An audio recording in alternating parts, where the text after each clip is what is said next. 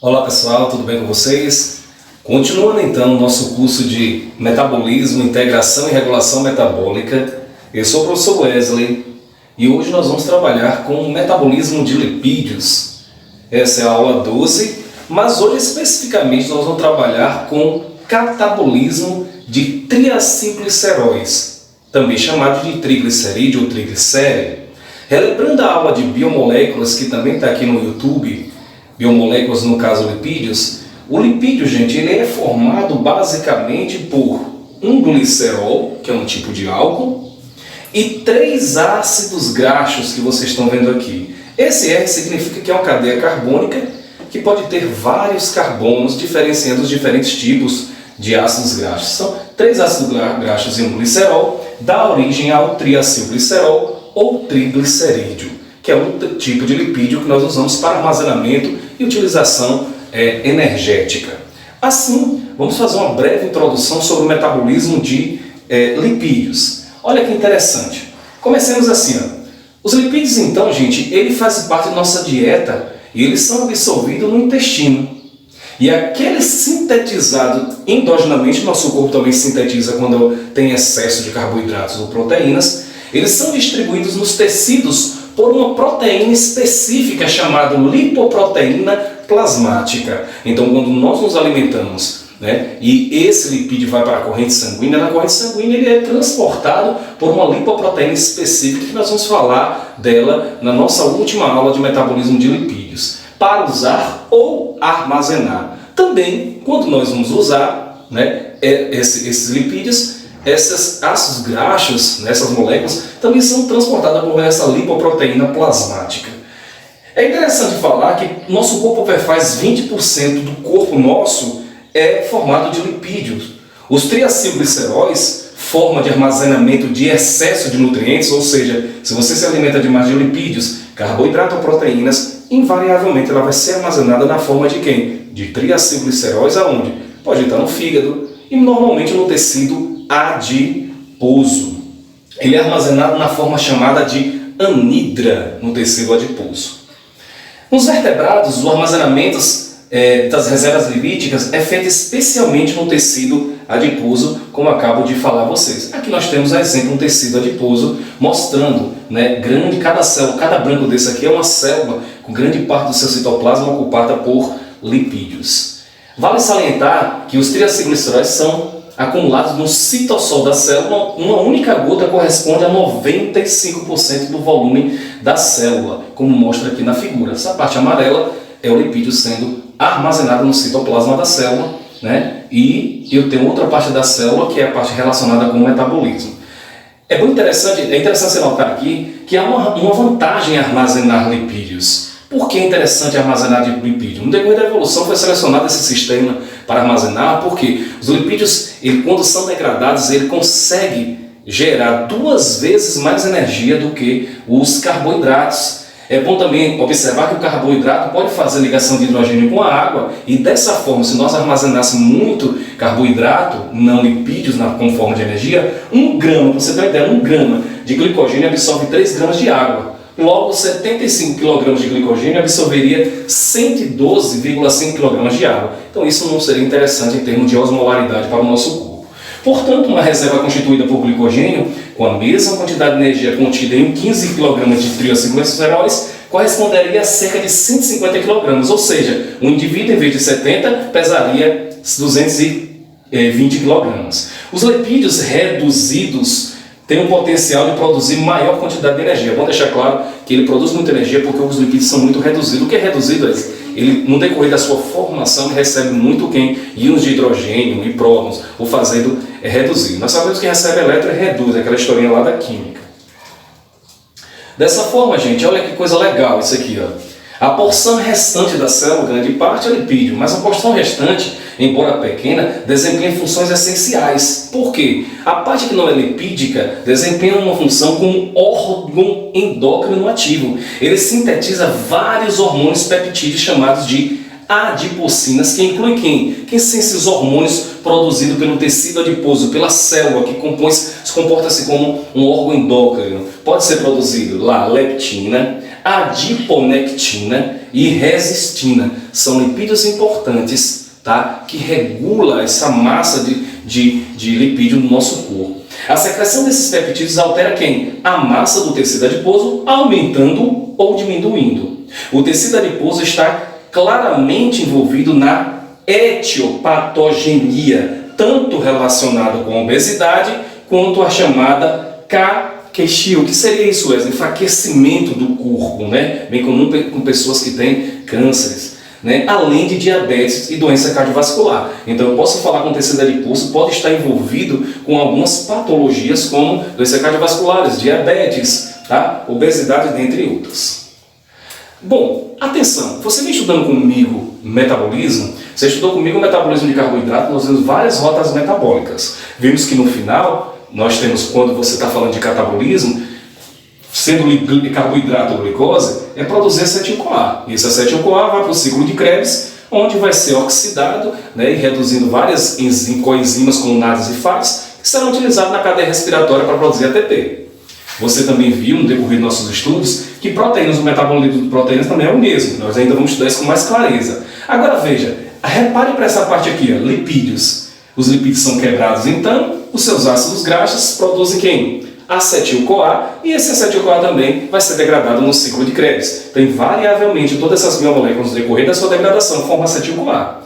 Hoje nós vamos estudar a rota metabólica de um tipo de lipídio, triacilglicerol. Como é que do triacilglicerol, o lipídio, é quebrado, forma ácido graxo, e como esse ácido graxo entra na mitocôndria, gera acetil-CoA, e esse acetil-CoA então alimenta o ciclo de Krebs para ser oxidado e produzir grande quantidade de NAD e FAD, para lá na cadeia respiratória ser oxidado, foram reduzidos, vai ser oxidado para produzir ATP. Essa é a nossa aula. Por favor, atente-se para essa figura. No dia a dia nós nos alimentamos de gordura, outro tipo de biomoléculas. Vamos falar em gordura especificamente. Se alimentando então de gordura, essa gordura então ela é digerida no seu intestino, porque lá tem quem? Lá vai ter enzimas que fazem esse trabalho, como lipases, beleza. Uma vez digerida no seu intestino, o que é que vai acontecer com essas lipases? As lipases vão digerir, o que é que acontece com um lipídio? É formado ácidos graxos, que são essas bolinhas aqui com essas peninhas, são os ácidos graxos, nós já estudamos em outras aulas.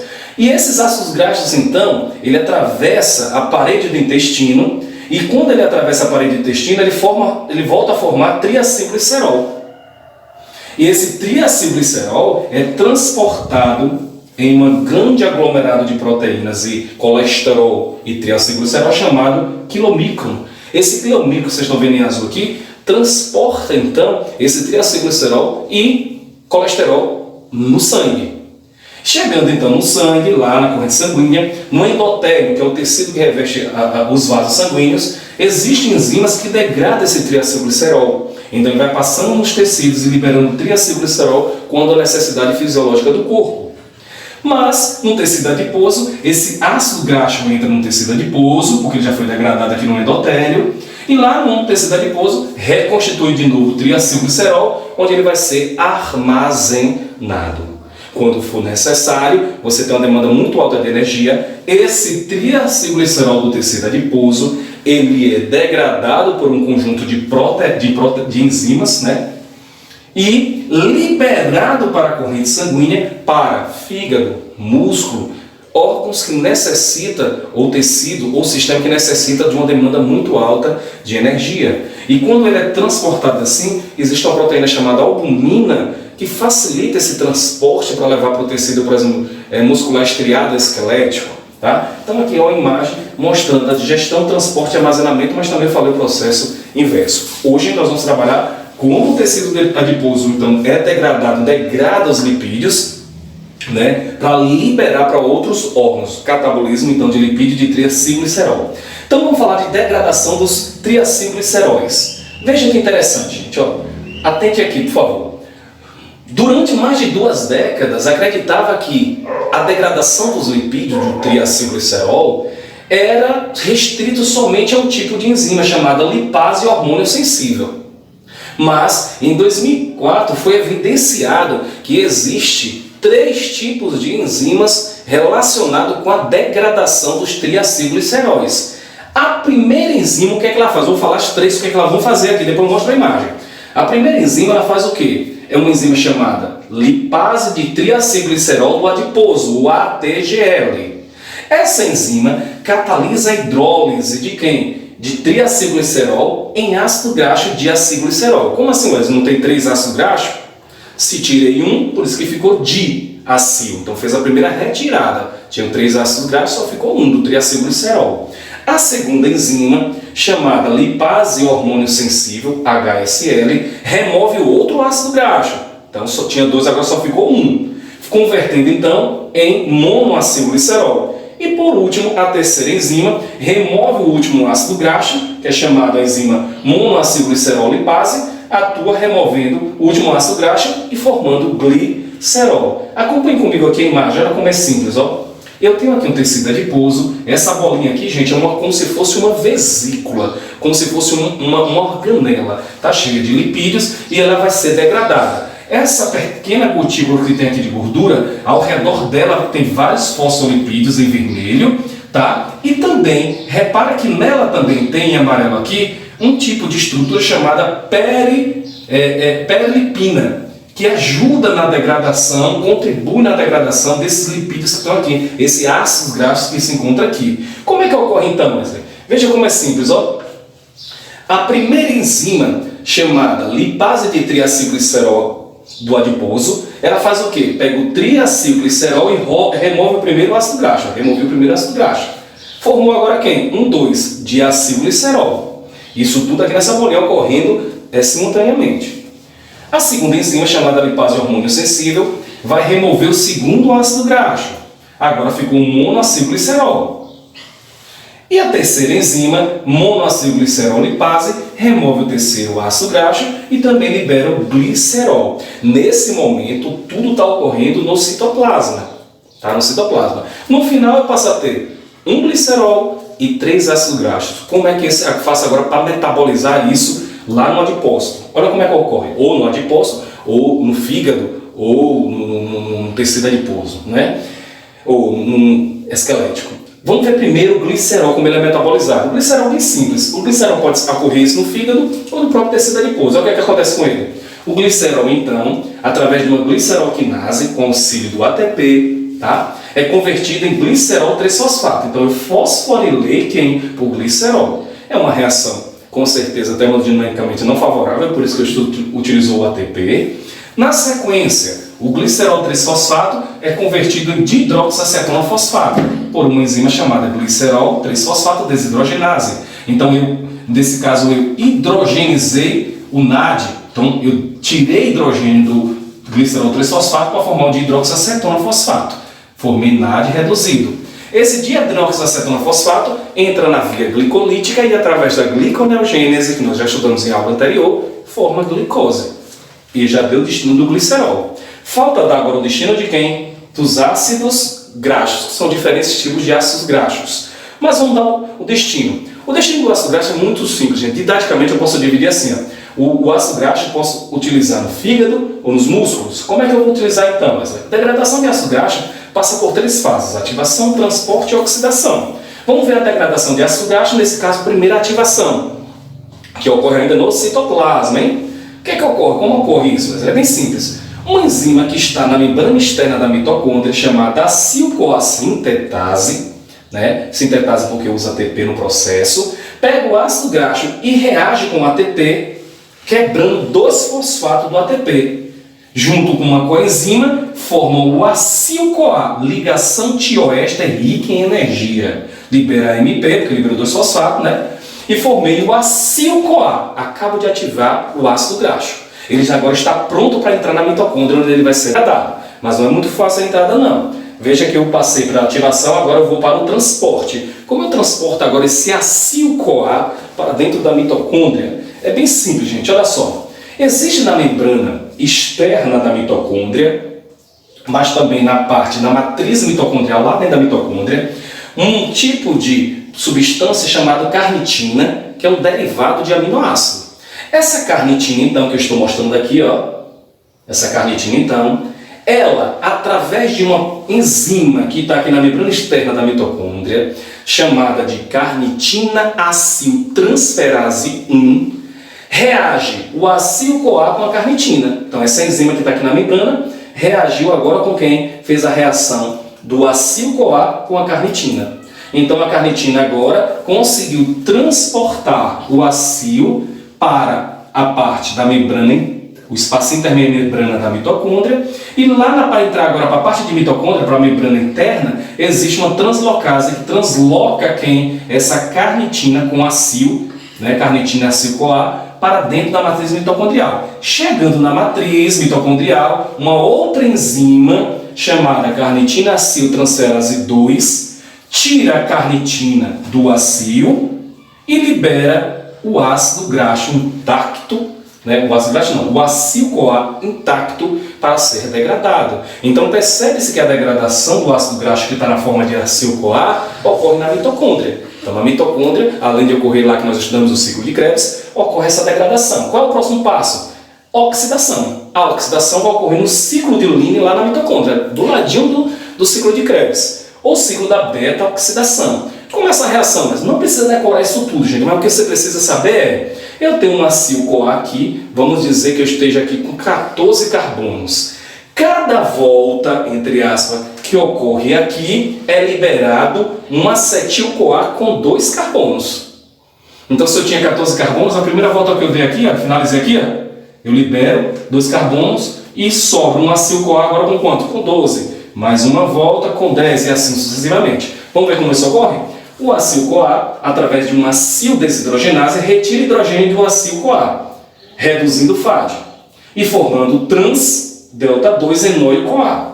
Na sequência, esse trans-enóio-delta-CoA, por um enzima chamado enóio-CoA hidratase, hidrata essa molécula, tinha dupla ligação aqui, já não tem mais, e forma uma outra substância. Essa outra substância que aqui se encontra, ela é oxidada de novo pela beta-hidroxiacil-CoA desidrogenase, formando NAD reduzido, que tudo isso aqui pode ir lá para a cadeia respiratória. E aí, depois que ela desidrogena, depois que tira hidrogênio dessa molécula, forma o beta-cetoacil-CoA. Na sequência, uma tiolase agora vai quebrar. O que você está vendo em azul aqui, quebra e libera um acetil-CoA. Quebrou.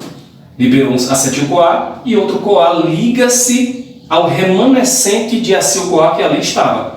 Porque ele tinha mais de 10, 12, 14, então só tirou 2. Outro CoA se ligou. Vai passar por outro ciclo. Então, cada ciclo que ocorre é que libera um acetil-CoA. E para onde esse acetil-CoA vai, Wesley? Simples. Esse acetil-CoA vai para onde? Para o ciclo de Krebs. Então, trabalha em conjunto o processo catabólico, onde um ciclo de Krebs é degradado para formar vários NADs e fases reduzidos lá para a cadeia respiratória.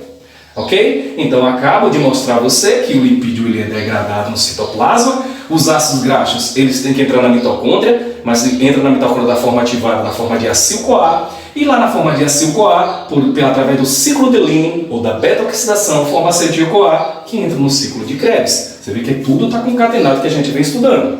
Então você tem uma noção? A oxidação de um ácido palmítico, que é um tipo de ácido graxo. Olha o que acontece. O ácido palmítico, ele tem em torno de 16 carbonos. Cada volta libera 2 carbonos, então só vou precisar de 7 voltas. Vou precisar só de 7 voltas para liberar 8 acetil-CoA. Cada volta não forma um NAD e um FAD? Como eu dei 7 voltas, formam 7 NADs e 7 FADs. Esses acetil-CoAs vão formar lá no ciclo de Krebs 24 NADs e 8 FADs e outros GTPs. Se eu juntar os NADs produzidos no ciclo da beta-oxidação com os NADs produzidos no ciclo de Krebs, porque não gerou acetil-CoA e não foi para o ciclo de Krebs, somando os dois, formei quem? Beta-oxidação, que é o ciclo de Lynn com mais ciclo de Krebs, 31 NAD. Formei 15 FAD, 8 GTPs. Com isso eu consigo, através de NAD, 31 NAD, eu formo 91 ATPs. Com 15 FADs, formo 30. E o outro GTP, que é o mesmo jeito de ATP, vamos chamar assim. No total, formei 131 ATP. Tá? Deve tomar cuidado que para o rendimento do ácido palmítico é igual a 129 só. Por quê? Porque no início eu vou utilizar 2 ATP para ocorrer a ativação do ácido graxo, tá?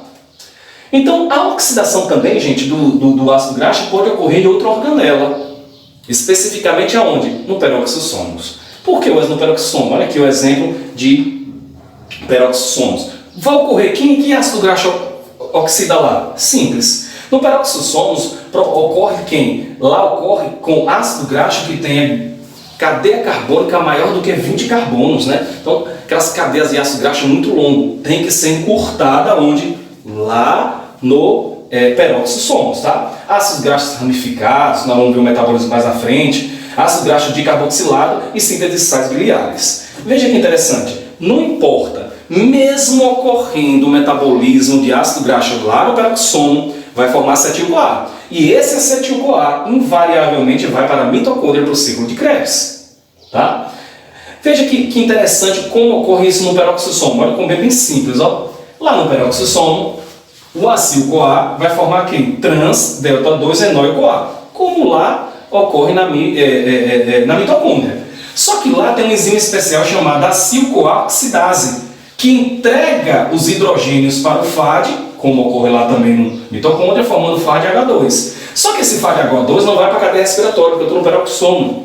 Ele vai para onde, Wesley? Esse FAD2 aqui é entregue os hidrogênios a quem? Ao oxigênio, formando água oxigenada no peroxissomo. Só que no peroxissomo tem uma enzima chamada catalase, que pega a água oxigenada e converte em água e oxigênio, resolvido então, a priori, o problema.